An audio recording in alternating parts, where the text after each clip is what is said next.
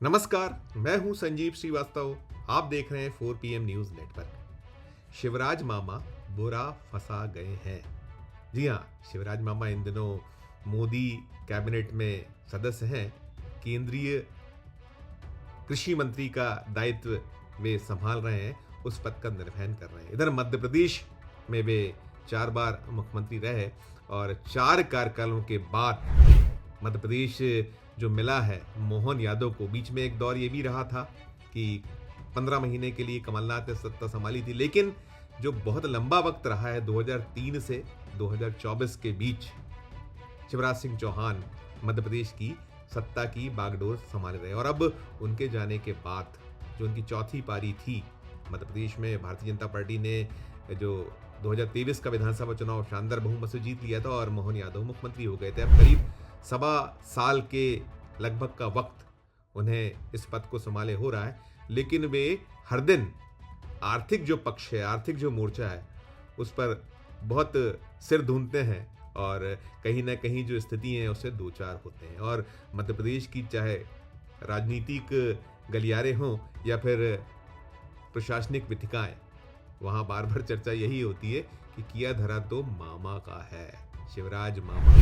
जी हाँ, शिवराज सिंह चौहान ये जो मध्य प्रदेश में घोषणाओं की झड़ियाँ लगाया करते थे और बहुत फ्रीबीज जो बार बार देश में चर्चाएं होती हैं, हो रही हैं कि अब कोई राज्य पीछे नहीं है, कैसे वोटरों को लुभाना है, रिझाना है और सत्ता में बने रहना है, उसे सिखाने वाले जो लोग हैं उनमें शिवराज सिंह चौहान बहुत ऊपरी पायदान पर माने जा सकते हैं। ये जो लाडली बहना योजना मध्य प्रदेश में ही तो सबसे पहले लॉन्च हुई थी और कई सारी ऐसी योजनाएं रही हैं शिवराज सिंह चौहान के कार्यकाल में।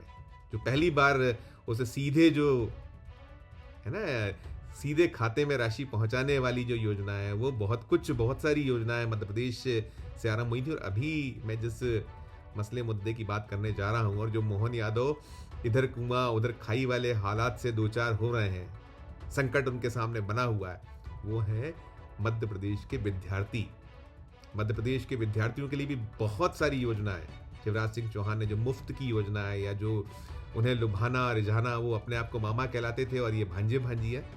तो अब भांजे भांजिया मोहन यादव की ओर देख रहे हैं, टकटकी उन पर लगी हुई है। पिछले साल जो परीक्षाओं के नतीजे आए थे, यहाँ स्कीम्स हैं कि 12th में यदि आप टॉप करते हैं तो टॉप करने वाले कुछ जो स्कूलों के विद्यार्थी हैं उनको स्कूटी देने की एक योजना चल रही है।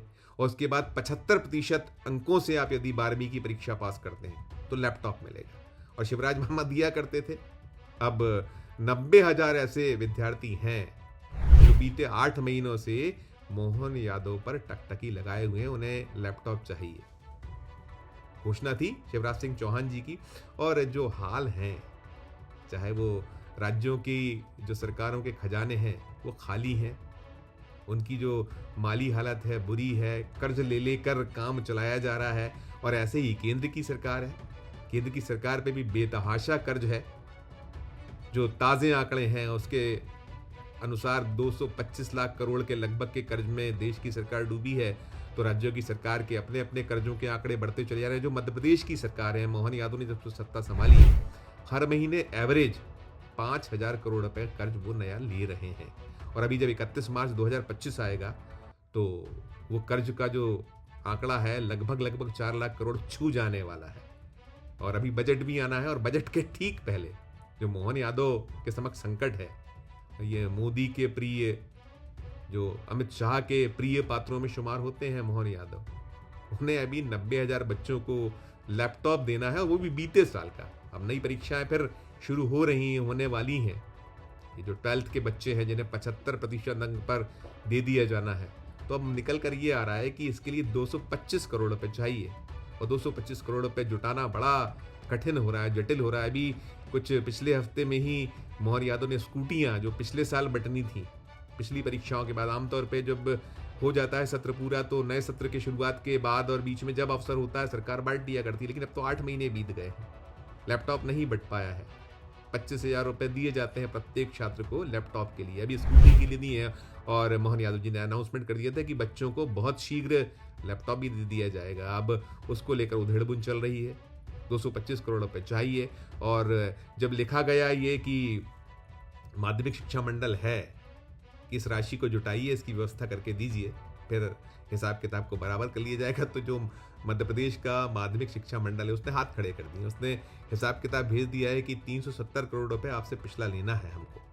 170 करोड़ रुपए की उधारी जो है लैपटॉप अकेले की है, और 200 करोड़ रुपए हमें संबल योजना, ये भी मामा ने मध्य प्रदेश में लागू किया था कि जो संबल योजना के अंतर्गत आने वाले बच्चे हैं उनकी फीस माफ होगी। जो परीक्षा की फीस है कुछ 1200 और 2000 के आसपास की फीस होती है वो माफ होगी। तो इसका भी 200 करोड़ रुपए बकाया है सरकार पर जो नहीं मिला है, और 170 करोड़ रुपए उस जो मोहन यादव सरकार ने जो सत्ता संभाली थी उस वित्तीय वर्ष के पहले वाले वित्तीय वर्ष में जो लैपटॉप बटे थे उसमें दिया गया था मामा के दौर में, वो भी चाहिए।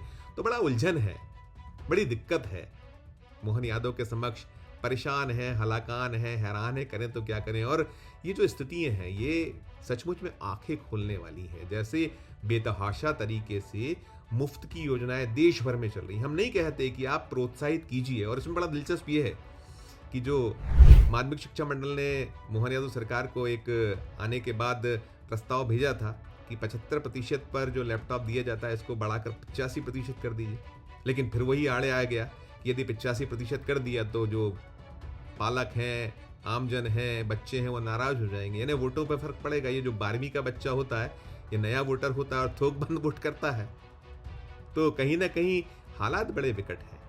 जैसा मैंने कहा कि कुआं और खाई वाली स्थितियां हैं, संकट ही संकट है, कर्ज पर कर्ज। और ये आंखें खोलने वाला है। देश भर में जिस तरीके से मुफ्त बांटने वाली सरकारें हैं, अगर आप ऐसे ही मुफ्त बांटते जाइएगा तो एक दिन आ जाएगा ठन गोपाल हो जाएगा और कर्जे देना बंद हो जाएंगे। अभी तो ये इन हाउस कर्जों की बात है कि राज्य का जो शालेय शिक्षा विभाग है वो, या जो वित्त विभाग है वो कोशिश कर रहा है कि माध्यमिक शिक्षा मंडल जो एक अच्छा खासा उसके पास भी एक फंड हुआ करता है, लेकिन दे देकर वो लुट चुका है, बर्बाद हो चुका है। इस स्थिति में क्योंकि जो अंदर खाने की आवाज़ें ये हैं, अंदर खाने की बातें ये हैं कि अगर हम ये राशि दे देते हैं 225 करोड़ की, तो फिर हम तनख्वाह बांटने की भी एक दिन आएगा, लाले पड़ जाने वाले हैं। तो कुल मिलाकर जो मामा का दौर था, मामा ने जो एक लगातार लोक लुभावनी घोषणाएं की और हर तरफ ये मुफ्त, ये योजना, वो अब सिरदर्द तो बन गया है। और कैसे इस पे पार पा पाया जाएगा वो आने वाला वक्त आएगा। इस वीडियो में फिलहाल इतना ही। हम फिर किसी नए विषय, किसी नए वीडियो के साथ आपके समक्ष हाजिर होंगे। हमारा अनुरोध होगा कि आपकी क्या टिप्पणी है ये जो कर्ज लो और घी पियो पर, ज़रूर कीजिएगा इस वीडियो कमेंट बॉक्स में जाकर। और अच्छी लगे खबर तो हमारे चैनल को लाइक कीजिएगा, सब्सक्राइब कीजिएगा, ज्वाइन का बटन ना दबाया तो ज्वाइन का बटन भी जरूर दबाइएगा। प्यार और स्नेह बनाए रखिएगा और देखते रहिए 4 PM न्यूज़ नेटवर्क। धन्यवाद, नमस्कार।